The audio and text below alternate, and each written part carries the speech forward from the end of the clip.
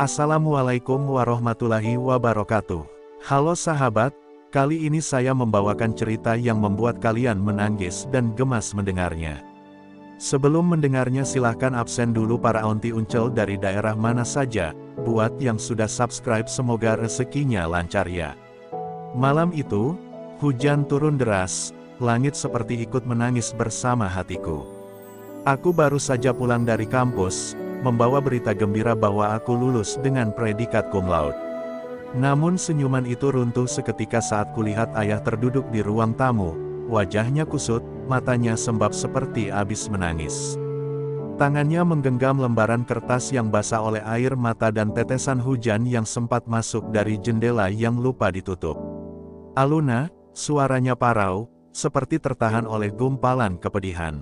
Ayah punya utang ratusan juta, dan mereka akan mengambil rumah ini jika tak dibayar dalam seminggu."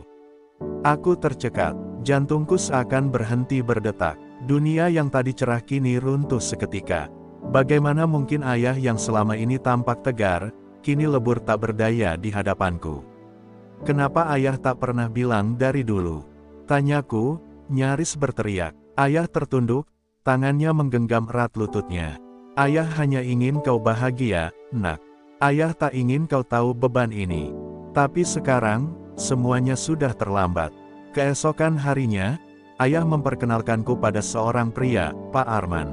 Lelaki parubaya yang mengenakan jas mahal dan duduk dengan tenang, seolah-olah ia sedang menunggu kesepakatan jual beli. Tapi yang dijual saat itu, adalah aku. Dia teman lama ayah. Dia bersedia membantu. Tapi, dia punya satu syarat, kata ayah, matanya tak berani menatapku. Pak Arman lalu menatapku lurus, matanya tajam namun datar. "Menikahlah denganku, Aluna, sebagai imbalan atas utang ayahmu." Aku membeku, nafasku tercekat di tenggorokan. Apakah aku sedang bermimpi buruk? Menikah dengan pria seusia ayahku sendiri. Aku bukan gadis murahan. Aku punya harga diri. Tapi di balik semua itu, aku juga seorang anak. Seorang anak yang tak sanggup melihat ayahnya jatuh lebih dalam lagi. Kenapa bukan ayah yang menanggung semuanya? Kenapa harus aku? Tangisku meledak. Tapi ayah hanya diam, dan saat ia menitikkan air mata, aku tahu bahwa ia bahkan tak punya pilihan. Malam harinya, aku menangis sendirian di kamar, memandang foto ibu yang tergantung di dinding. "Bu, kalau ibu ada, pasti takkan membiarkanku begini, kan?" bisikku. Tapi jawaban hanya sunyi. Kutatap kembali surat perjanjian yang Pak Arman bawa. Hitam di atas putih, pernikahan tanpa hak cerai selama 5 tahun. Tak ada cinta, tak ada kebebasan, hanya hutang yang dibayar dengan hidupku sendiri. Pagi itu, aku berdiri di depan cermin dengan gaun putih pinjaman, wajahku pucat, mata bengkak. Di luar, tamu mulai berdatangan. Tak ada pesta, hanya akad sederhana yang terasa seperti pemakaman masa depanku. Saat Pak Arman mengucap ijab kabul, air mataku mengalir diam-diam. Hari itu bukan hari bahagiaku, itu adalah hari aku dijual, demi menyelamatkan seorang ayah yang terlalu hancur untuk menyelamatkan diri sendiri. Sudah seminggu sejak hari itu, sejak aku resmi menjadi istri dari pria yang bahkan tak ku kenal jiwanya. Rumah megah tempatku tinggal kini tak lebih dari sangkar emas. Setiap sudutnya berkilau, tetapi hatiku kusam. Pak Arman nyaris tak bicara padaku. Ia berangkat pagi dan pulang larut malam. Saat pulang pun, hanya sapaan dingin dan langkah kaki yang berat menaiki tangga, seolah keberadaanku tak lebih dari bayangan yang tak penting untuk disapa. Aku duduk sendiri di ruang makan besar, di hadapan hidangan mahal yang rasanya hambar di lidahku. Pelayan rumah hanya menatapku dengan kasihan, namun tak ada satupun yang berani menyapaku lebih dari formalitas. Aku bukan istri yang dicintai. Aku bukan wanita yang dipilih karena rasa, hanya karena posisi sebagai alat pelunas utang. Malam-malam kulalui dengan air mata di bantal. Bahkan suara langkah kaki Pak Arman yang lewat di depan kamarku, membuatku gemetar, bukan karena takut, tapi karena kosong. Aku tak tahu siapa dia. Aku bahkan tak tahu siapa aku sekarang. Suatu malam, Hujan kembali turun, mengingatkanku pada malam saat semuanya dimulai. Aku duduk di teras belakang rumah, menatap rintik air menabrak kaca. Tiba-tiba, langkah kaki terdengar di belakangku. Aku menoleh. Pak Arman berdiri di sana dengan wajah lelah. Untuk pertama kalinya, ia duduk di sampingku. Tak bicara, hanya diam, sunyi yang aneh. Tapi dalam diam itu, aku merasakan sesuatu, entah itu luka atau justru kehampaan yang sama. "Maaf," katanya akhirnya, suara itu pelan seperti angin yang lewat. "Aku tahu, ini bukan kehidupan yang kau mau. Tapi aku juga tidak mau memaksa. Aku hanya tak punya cara lain." Aku menatapnya, tak berkata apa-apa. Ingin marah, ingin menamparkan, tapi air mataku sudah lebih dulu bicara. "Aku kehilangan semuanya sebelum bertemu kamu. Istriku, anakku, mereka pergi dalam kecelakaan 10 tahun lalu. Sejak itu, hidupku hampa. Dan saat ayahmu datang padaku, aku hanya mencoba menyelamatkan seseorang, walau caranya salah. Aku tak tahu harus berkata apa. Aku hanya tahu bahwa di balik wajah dinginnya, mungkin ada luka yang tak kalah dalam dariku. Tapi luka kami berbeda. Aku dipaksa masuk ke dalam hidup yang bukan pilihanku. Sementara dia, mungkin sudah terlalu lama hidup dalam hidup yang tak ingin dia jalani sendiri." Sejak malam itu, Pak Arman mulai berubah. Ia tak lagi pulang larut malam, sesekali sarapan bersamaku meski dalam diam. Namun diam kami kini berbeda, bukan lagi jarak yang membeku, tapi semacam kenyamanan yang aneh. Ia bahkan mulai menanyaiku soal buku yang kusukai, makanan favoritku, atau hal-hal kecil yang dulu tak pernah ia pedulikan. Namun setiap kali aku menatap matanya, aku melihat ada dinding yang masih kokoh berdiri. Dinding luka masa lalunya yang belum selesai. Aku pun mulai berubah. Tak lagi menangis setiap malam, walau masih sering menatap langit-langit kamar dengan tanya, apa benar aku masih hidup di dalam cerita milikku sendiri. Aku seperti terperangkap antara kewajiban dan rasa yang perlahan tak bisa kuingkari. Satu malam, saat ia sakit demam, aku merawatnya. Keringat dingin di dahinya, tubuhnya menggigil, dan ia menggenggam tanganku tanpa sadar sambil menyebut nama Nadia. Aku diam. Siapa Nadia? Apakah itu istrinya yang telah tiada? Malam itu aku tak bisa tidur. Hati ini terasa berat. Mengapa aku merasa cemburu pada sosok wanita yang bahkan sudah tiada? Apakah ini pertanda bahwa hatiku mulai goyah? Padahal aku seharusnya tidak mencintainya. Aku tidak boleh mencintainya. Aku adalah istri karena perjanjian, bukan karena cinta. Tapi mengapa setiap tatapan matanya kini mulai mampu membuatku gugup? Setiap kali ia menyebut namaku dengan lembut, jantungku berdetak lebih cepat. Esok harinya, aku memberanikan diri bertanya saat kami duduk di taman rumah. "Siapa, Nadia?" tanyaku pelan. Ia terdiam cukup lama sebelum akhirnya menjawab dengan suara lirih, "Istriku. Dia dan anakku meninggal dalam kecelakaan waktu liburan. Sejak hari itu, aku tak pernah pulang ke rumah dengan hati utuh. Semuanya mati bersamaan dengan mereka." Aku menggigit bibir, menahan tangis. Luka yang kupikir hanya aku yang rasakan, ternyata juga bersarang begitu dalam di hatinya. Aku melihatnya bukan lagi sebagai pria yang membeliku dari keterpurukan. Aku melihatnya sebagai manusia yang sama hancurnya denganku. Mungkin kami berdua memang tak dipertemukan karena cinta, tapi karena luka.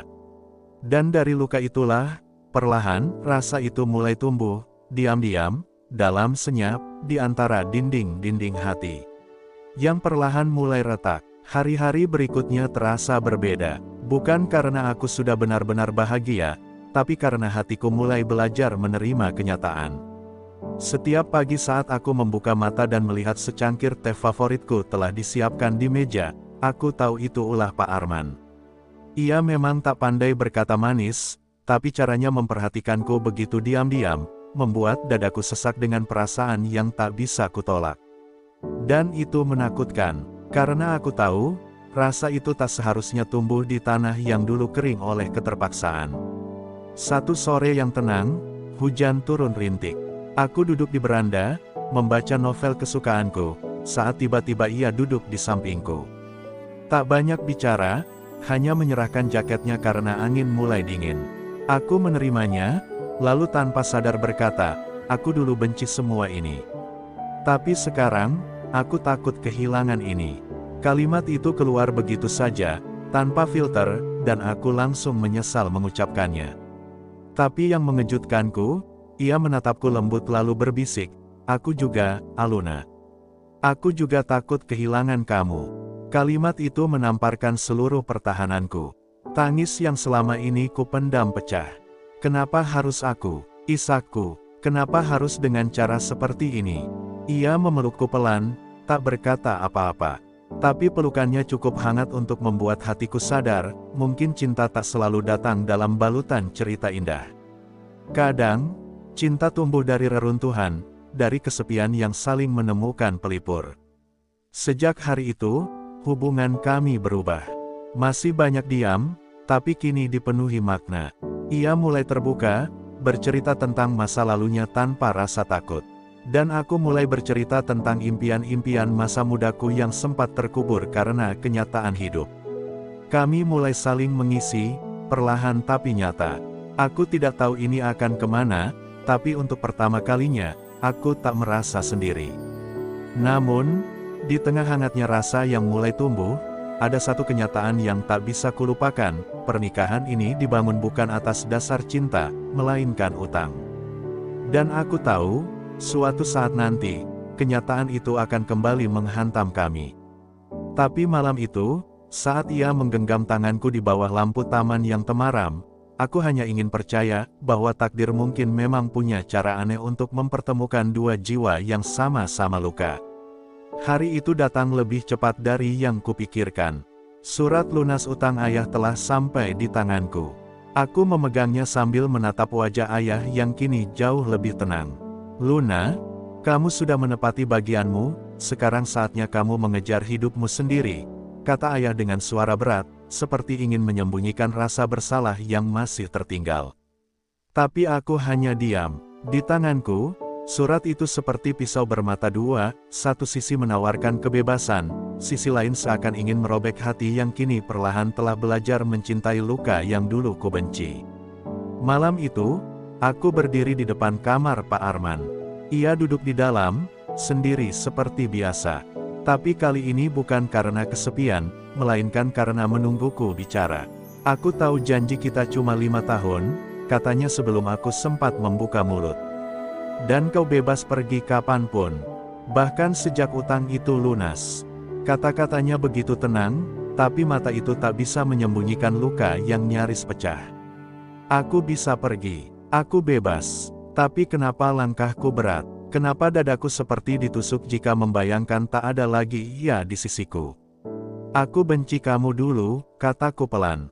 "Benci karena menjadikanku alat. Tapi entah sejak kapan, aku mulai bangga menyajikan teh pagimu. Mulai menunggu detik-detik kamu pulang. Mulai takut kalau suatu hari kamu benar-benar menghilang dari rumah ini." Tangisku pecah. Bukan karena terpaksa, tapi karena aku sadar, aku mencintainya. Cinta yang tumbuh perlahan, diam-diam, dan kini menyiksaku hanya karena aku berpikir untuk meninggalkannya. Ia bangkit, lalu menatapku dengan mata yang basah. "Aluna, aku tak pantas menerima cintamu. Aku sudah terlalu rusak." Tapi aku menggeleng. Justru karena kita sama-sama rusak, kita bisa saling sembuhkan. Aku tak butuh janji-janji romantis. Tak perlu pelaminan ulang atau pesta besar. Aku hanya ingin bangun setiap pagi dengan orang yang dulu kucaci, tapi kini kuperjuangkan dengan sepenuh hati. Hari itu, aku tak pergi. Aku membakar surat perjanjian itu dengan tanganku sendiri. Bukan karena aku ingin menghapus masa lalu, tapi karena aku memilih masa depan yang baru. Bukan karena terpaksa lagi, tapi karena sekarang, aku memilih tinggal, bukan karena utang, tapi karena cinta. Setahun berlalu sejak malam aku memilih tinggal. Rumah ini sudah tak lagi sunyi seperti dulu. Senyuman mulai menghiasi meja makan, langkah kaki Pak Arman kini tak lagi berat, dan cangkir tehnya tak pernah lagi kosong di pagi hari. Tapi sesekali, di antara kebahagiaan yang kami bangun, ada senyap yang menggigit saat aku memandangi foto pernikahan yang tak pernah ada. Tak ada gaun indah, tak ada tawa, hanya selembar surat perjanjian yang kini telah menjadi abu. Aku bahagia, tapi kadang-kadang aku masih bertanya-tanya, apakah cinta yang dimulai dari luka akan benar-benar utuh? Pak Arman perlahan mulai belajar tertawa lagi. Tapi malam-malamnya masih ditemani mimpi buruk tentang Nadia dan anaknya yang tak sempat ia peluk lagi. Kadang aku menemukannya duduk diam di ruang kerja, menatap foto masa lalunya. Aku tak cemburu, tidak, tapi aku tahu, aku berbagi hati dengan hantu masa lalu. Dan itu tidak mudah. Kadang aku merasa seperti bayangan, pengganti dari cinta yang sudah lama mati. Tapi setiap kali ia menggenggam tanganku dan berkata, "Terima kasih sudah tetap tinggal," hatiku merasa cukup. Suatu hari aku bertanya, "Kalau waktu bisa diulang, apakah kamu akan tetap memilih menikahiku dengan cara itu?" Ia diam cukup lama, lalu menjawab lirih, "Tidak, aku ingin bertemu kamu bukan sebagai alat bayar utang, tapi sebagai seseorang yang bisa kutaklukkan dengan cinta, bukan keterpaksaan." Jawabannya menghancurkan sekaligus menghangatkan, karena akhirnya, untuk pertama kalinya, kami bicara tentang luka itu tanpa bersembunyi. Tanpa pura-pura kuat, kami bicara sebagai dua manusia yang sama-sama belajar saling menyembuhkan. Ayah kini hidup damai di desa, jauh dari hiruk-pikuk. Kadang ia menelponku, menanyakan kabar dengan nada bersalah yang tak pernah hilang. Tapi aku selalu menjawab, "Aku bahagia, ya." Mungkin caranya menyakitkan, tapi aku bertemu seseorang yang akhirnya bisa aku panggil rumah. Di balik semua yang pernah terjadi, aku tahu, bukan kebetulan takdir menaruhku di sisi lelaki itu. Lelaki yang dulunya kuanggap perampas hidupku, kini justru mengajarkan arti hidup yang sebenarnya. Cinta kami memang tak lahir dari tawa atau pelukan hangat di taman bunga. Tapi cinta kami tumbuh dari luka yang kami terima, rawat, dan akhirnya sembuhkan bersama. Kini aku tak lagi bertanya kenapa semua ini harus terjadi. Karena jawabannya sudah ada di hadapanku, setiap kali ia menggenggam tanganku, menatap mataku, dan berkata, "Terima kasih karena tidak pergi." Kebahagiaan yang kami bangun perlahan ternyata tak cukup untuk menutupi kenyataan yang mulai mengetuk pintu. Di antara hari-hari yang tenang, dokter memanggil kami dengan wajah serius. "Ada sesuatu yang harus kalian ketahui," katanya. Dan dunia kami kembali berguncang saat kata, "tumor," keluar dari mulutnya, menyelimuti udara ruang periksa. "Tumor jinak di otak Pak Arman," kata dokter, "tapi harus segera diangkat sebelum berubah menjadi ancaman." Aku merasa tubuhku goyah. Tuhan, setelah semua ini, mengapa dia? Pak Arman hanya tersenyum tenang saat kami duduk di mobil menuju rumah. "Mungkin ini cara Tuhan bilang, bahwa kebahagiaan tak bisa kutunda lagi," ucapnya pelan, seolah tak takut pada kemungkinan kehilangan. Tapi aku takut, sangat takut. Aku bahkan belum sempat benar-benar membalas semua kebaikannya. Aku belum sempat membuatnya merasa cukup dicintai setelah semua kehilangan yang ia derita. Malam itu, aku menangis di sisinya, menggenggam tangannya seperti ingin memeluk seluruh hidupnya agar tak pergi lagi dari hadapanku. Operasi dijadwalkan 3 minggu ke depan. Dan selama waktu itu, aku menjadi bayangan di sisinya, mengantar, menemani, menyuapi, dan kadang hanya duduk diam di depannya, memandangi garis-garis usia yang selama ini tak pernah kupedulikan. Kami tertawa, bercerita tentang masa kecil yang tak pernah kami bagi sebelumnya, dan tentang rencana kecil yang ingin kami capai, menanam bunga matahari di halaman belakang, membangun perpustakaan kecil, atau sekadar berjalan menyusuri trotoar sambil saling menggenggam tangan tanpa takut akan masa lalu. Di malam sebelum operasi, Pak Arman menggenggam pipiku, dan berkata, "Kalau aku tidak bangun esok hari, jangan simpan duka terlalu lama, Aluna. Karena aku telah hidup 2 kali semenjak kau memilih tinggal." Kalimat itu menamparku lebih dalam dari semua luka yang pernah kudapat. "Kalau kamu pergi, aku akan mengejarmu sampai ke mimpi. Karena hidup tanpamu bukan lagi hidup yang kupilih," jawabku, menggenggam tangan itu sirat mungkin, seolah-olah bisa menahan takdir. Dan saat fajar menyingsing, Aku menatapnya dituntun masuk ruang operasi. Langkahnya tenang, tapi aku tahu, hatinya pun bergetar. Dari balik kaca ruang tunggu, aku berdoa dalam diam, bukan hanya agar ia selamat, tapi agar Tuhan memberiku waktu lebih lama bersamanya. Karena kini, bukan lagi luka yang mengikat kami, tapi cinta yang tumbuh dari luka itu sendiri. Dan aku tahu, aku tak ingin kisah ini berakhir di meja operasi. Aku ingin akhir cerita kami ditulis dengan harapan, bukan kehilangan. Waktu seakan berhenti di ruang tunggu rumah sakit itu. Jarum jam berdetak lambat, setiap menit terasa seperti satu abad. Aku duduk memeluk tubuhku sendiri, tak sanggup bicara, tak sanggup menangis. Di balik dinding ruang operasi, seseorang yang kini kucintai dengan seluruh jiwaku sedang berjuang antara hidup dan mati. Rasanya aneh, dulu aku tak pernah meminta hidup bersamanya, tapi kini aku tak tahu bagaimana harus hidup tanpanya.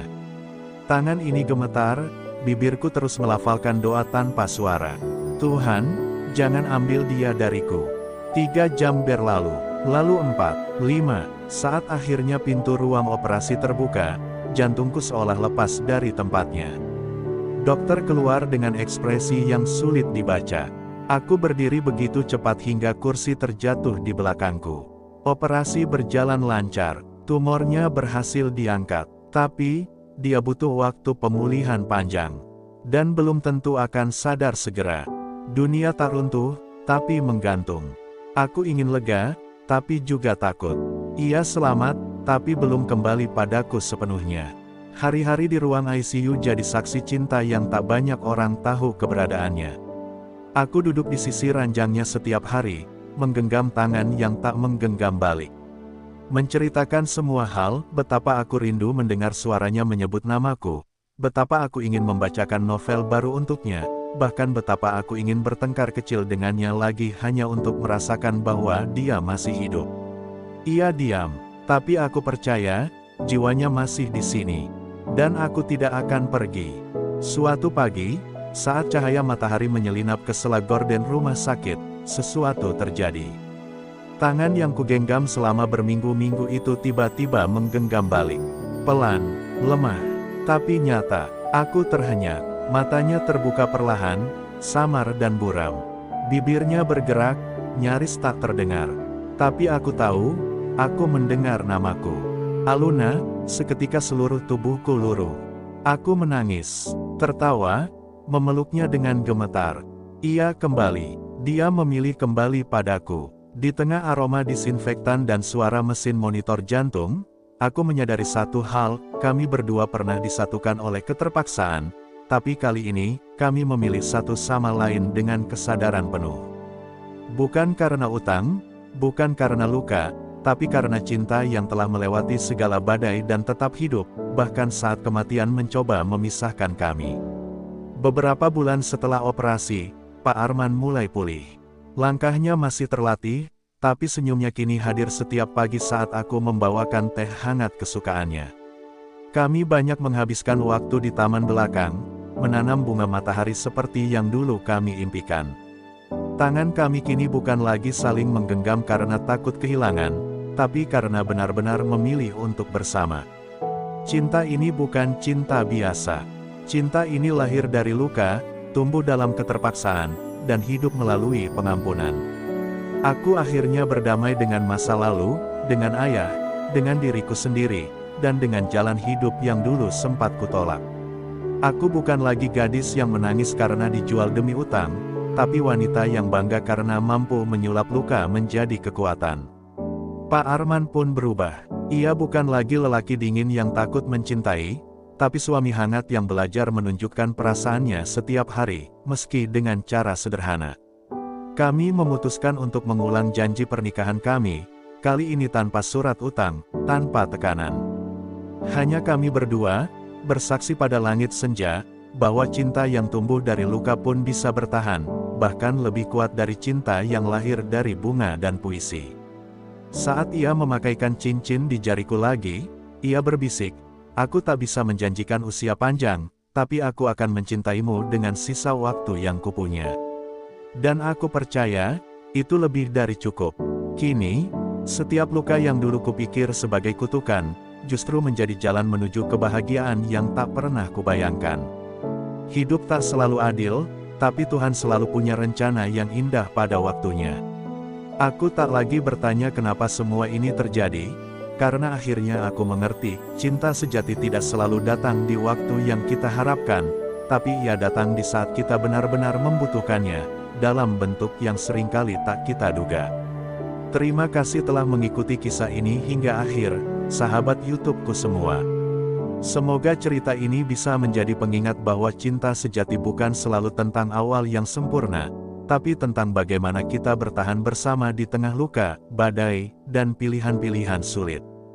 Doa terbaik untuk kalian yang sedang memperjuangkan cinta, keluarga, atau hidup yang tak mudah, semoga Tuhan selalu menguatkan langkah kalian. Jangan menyerah. Kadang, jalan paling menyakitkan justru membawa kita ke tempat yang paling membahagiakan. Jika kisah ini menyentuh hati kalian, bantu dukung channel ini dengan like, komentar, dan subscribe agar kami bisa terus membagikan kisah-kisah penuh makna lainnya. Apa bagian dari cerita ini yang paling mengena di hatimu? Aku akan baca satu persatu. Terima kasih, sampai jumpa di kisah berikutnya.